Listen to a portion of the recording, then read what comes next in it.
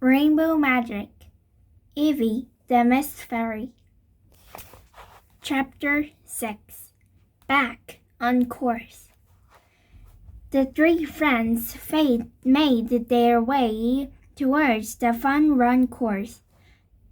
The bracken and forest paths were touched with gold, and the smell of earth and green leaves filled the air.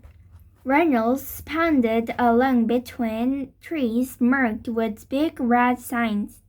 Everyone could see where they are going now. "You'd better hide on my shoulder," Rachel said to Evie. Evie nodded and fluttered beneath Rachel's head.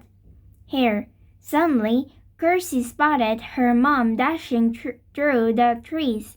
Two other runners were close on her heels.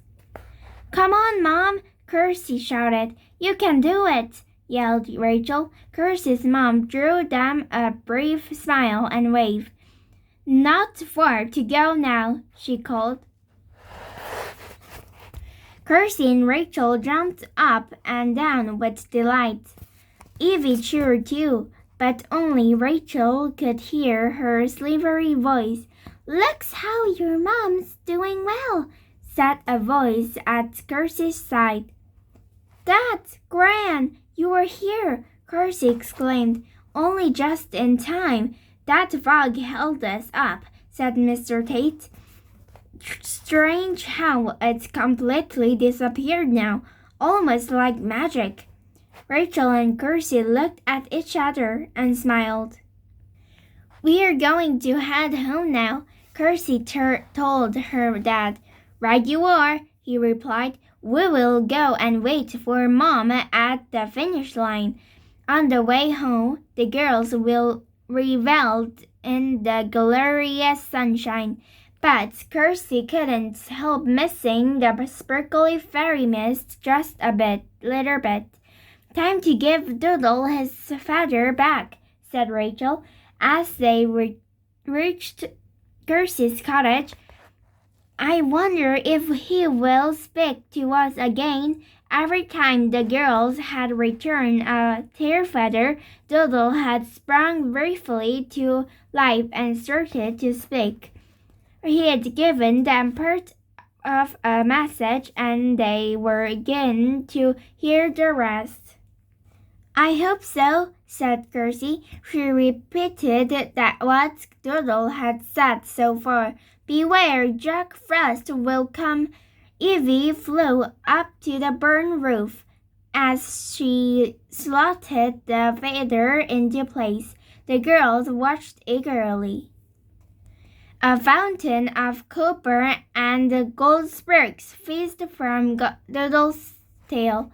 The rusty old weather vane disappeared, and in its place blazed a fiery magic cockerel. Doodle fluffed up his glorious feathers and turned to stare at Rachel and Kirsty. He squawked.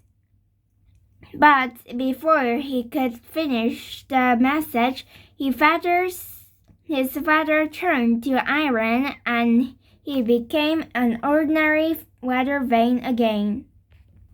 Kirsty frowned. "Beware, Jack Frost will come she said, putting together all the words Doodle had said so far.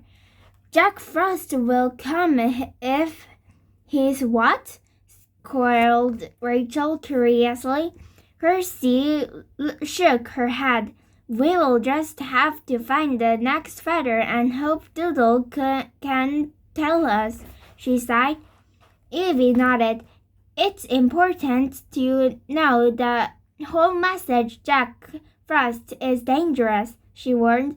"And now I must leave you." She hugged Rachel and Kirsty in turn.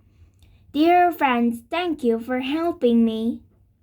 "You're welcome," said Kirsty. "Say hello to all our friends in Fairyland for us," added Rachel. "I will," Evie promised as she zoomed up into the brilliant blue sky. Her wand fizzed trails of silver mist Then she was gone. Kirsty chuckled. I've just remembered something the goblin said. I wonder whose toenail clippings he put in his mom's bed, she said. Rachel laughed happily. What an exciting day it had been, and there were still 2 days of her holiday left.